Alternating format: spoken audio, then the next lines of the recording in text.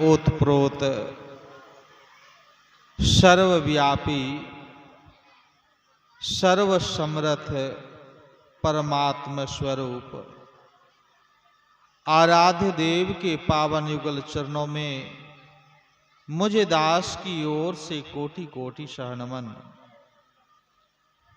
साथ ही साथ उपस्थित तमाम गुरुजनों के अंदर विराजमान नारायण को मेरी तरफ से कोटि कोटि नमन। ही जान चुके हैं कि ये आध्यात्मिक चर्चा दिवंगत आत्मा की शांति कल्याणार्थ हेतु यह कार्यक्रम हो रही है और यही बातें होती है कि जब इस असार संसार से कोई चला जाता है तो उनके परिवार के लोग कर्मकांडात्मक कर्म को ब्राह्मणों के द्वारा बुला करके कर लेते हैं। इच्छा हुई मन में सत्संग करने की तो सत्संग भी कर लिए, इच्छा मन में हुई भजन करने वाले को बुला करके भजन करने की वो भी कर लिए, इच्छा मन में हुई शिव चर्चा करो वो भी कर लिए, सत्यनारायण भगवान की कथा भी कर लिए। मतलब मन में जो जो भावनाएं उठती है वो क्या करते हैं, कर लेते। ये सब कुछ तुम तो कर रहे हो, लेकिन जो अपने जीवन में जैसा कर्म पूर्व जन्म में करके आया है उसी के अनुरूप यहां वह कार्य कर रहा है और यहां से जाने के बाद क्या होगा, उसी का फल उसे भुगतना पड़ेगा, शुभ और अशुभ का। इसलिए कहा गया कर्म गति टारे नाही टरी, मुनि वशिष्ठ सो पंडित ज्ञानी, शोध के लगन धरी, सीता हरण मरण दशरथ के, वन में विपत पड़ी कर्म गति टारे नाही टरी। वशिष्ठ मुनि से बड़ा भी कोई और पंडित होगा क्या? ऐसे महान तपस्वी जिन्होंने भगवान श्री राम को जीते जी मरने की कला का ज्ञान सिखाए थे, ऐसे वशिष्ठ मुनि, सतानंद जी महाराज, विश्वामित्र जी महाराज, ये सभी संतगण मिलकर के इन दोनों के लगन पत्री शोध किए थे और फिर भी दोनों के जीवन में दुख आया। ये कथा सुनते भी हैं, टीवी सीरियल पर श्री रामायण में देखते भी हैं, और लेकिन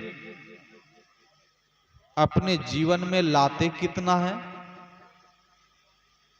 ये स्वयं अपने आप से पूछिए। जो नारायण इस संसार में आए, जो भगवान इस संसार में आए, उनके जीवन में दुख ही दुख आया, तो हम तो साधारण नर हैं, मनुष्य हैं, हम लोगों के जीवन में कितना दुख होगा।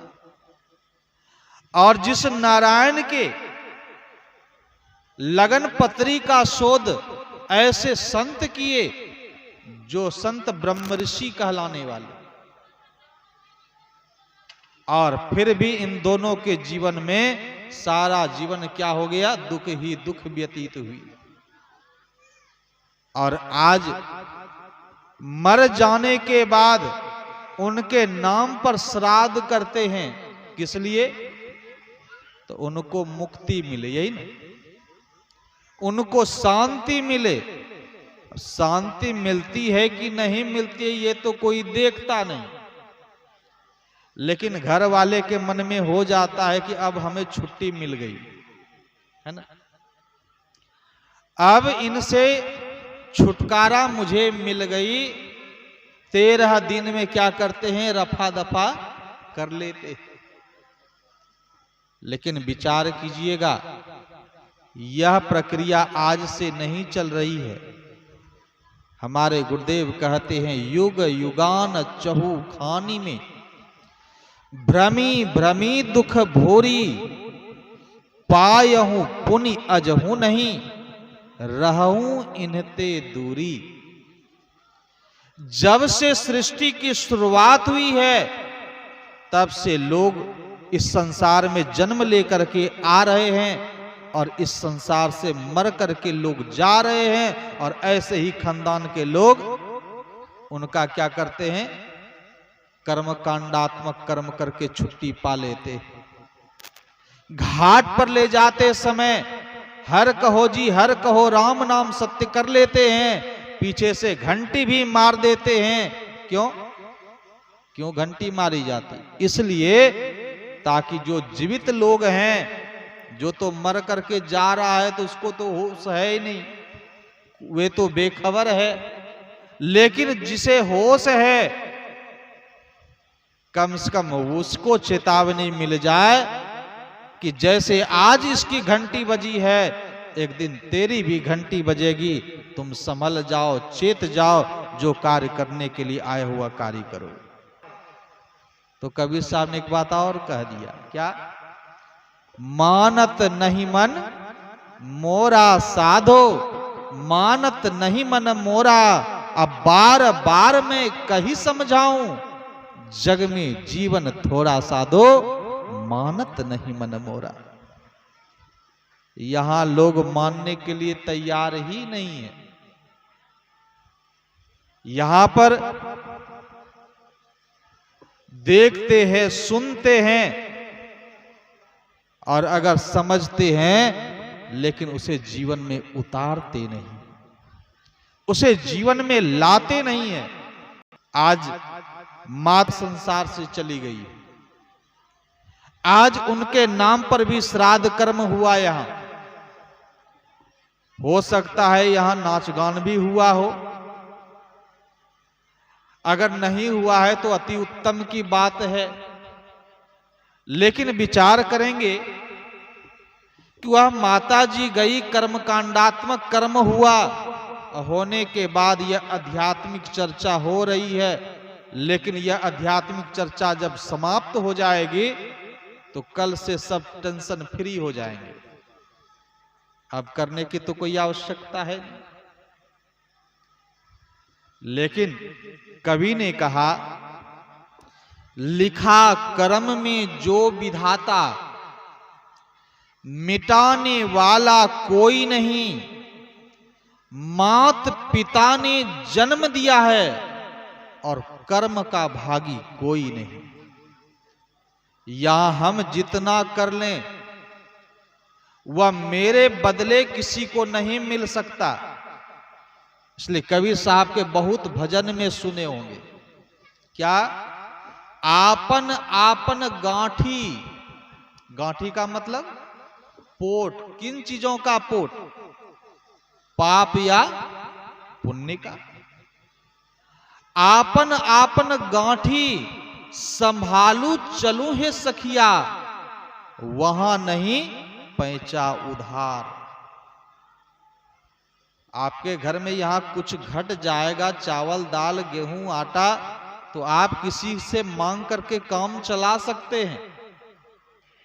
लेकिन उस देश में वहां पैंचा उधार नहीं होता है, वहां स्वयं आप का कर्म ही आपको साथ देगा।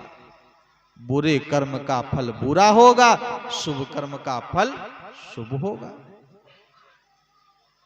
इसलिए दूसरों के भरोसों पर नहीं चलना चाहिए, स्वयं अपने कर्म पर भरोसा करना चाहिए। इसलिए भगवान श्री कृष्ण ने कहा, कर्मण्येवाधिकारस्ते मा फलेषु कदाचन। कर्म ही जीवन का सार है, और कर्म ही असली पूजा है। आज जिस प्रसंग को आप लोगों ने सुना है, किस कांड से सुना? तृतीय सोपान अरण्य कांड। अरण्य का मतलब क्या होता है? अरण्य का मतलब होता है जंगल। जंगल में जो घटनाएं घटित हुई है उसी का नाम अरण्य कांड पड़ गया। कांड का मतलब घटना। जंगल की घटना को अरण्य कांड कहते हैं। तो जंगल में प्रभु राम गए क्यों? सीता मैया गई क्यों? और बबुआ लखन लाल क्यों गए? तो जब स्थिति वस्तु पर आइएगा, गहराई पर आएंगे, तो एक ही रिजल्ट मिलेगा कि तीनों अपने ही कर्मों के दोष के कारण जंगल गए। स्वयं कर्म के दोष। अब आप कहेंगे कि वहां जटायु जी महाराज वो तो पक्षी हैं, और पक्षी होकर के भक्त कैसे हो गए और उनकी बुद्धि कैसे हो गई कि सीता माई का रक्षा करने के लिए आगे बढ़ गए? तो देखिए, संगति का भी कुछ प्रभाव होता है। सबसे बड़ी संगति का होता है। जैसे कि संगति करेंगे तैसा आपके ऊपर रंग चढ़ेगा। संगत से गुण होत है, संगत से गुण जात। आप अपने घर में एक तोता को पाल लीजिए और रोज उसे सुंदर भोजन आप देना प्रारंभ करें,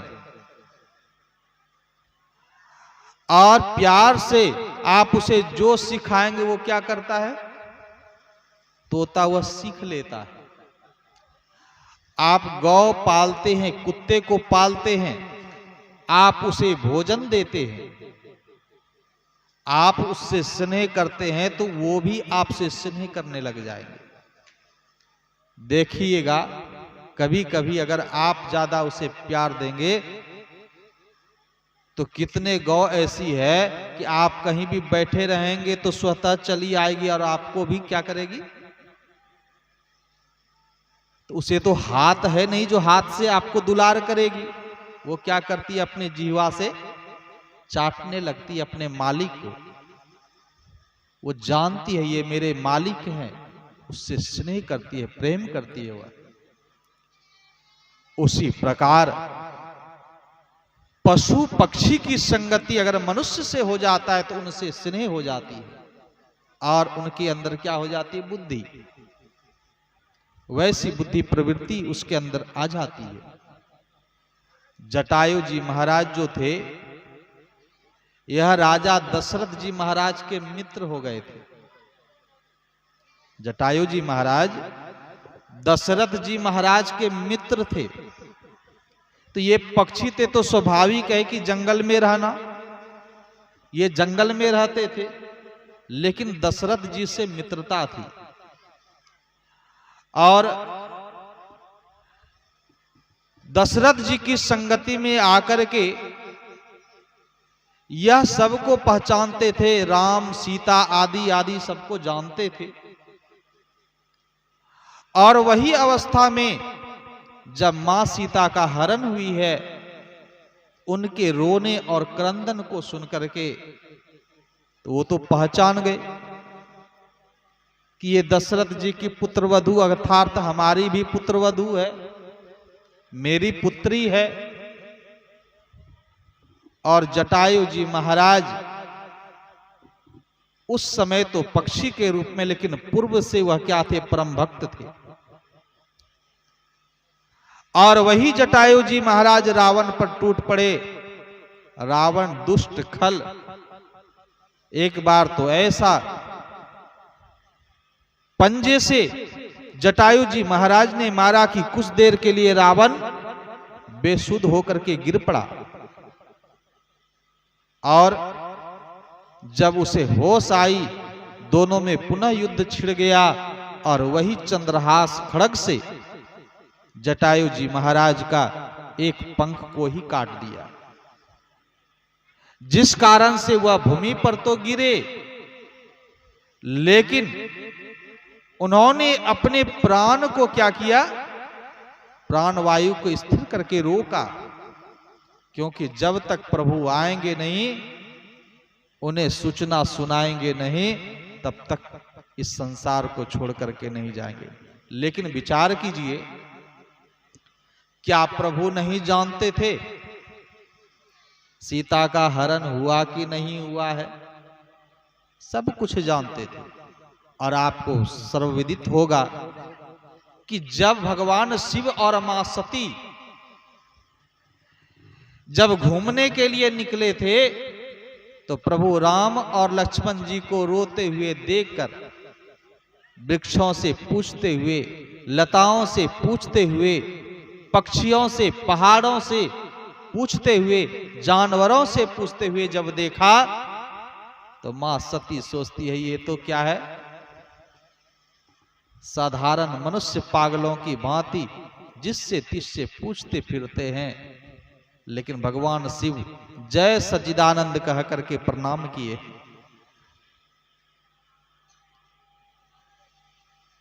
उन्होंने पूछा, मां सती ने भगवान शिव से, ये कौन है? कहते हैं नारायण है, भगवान है। लेकिन विश्वास नहीं हुआ, कहा जाओ परीक्षा लो।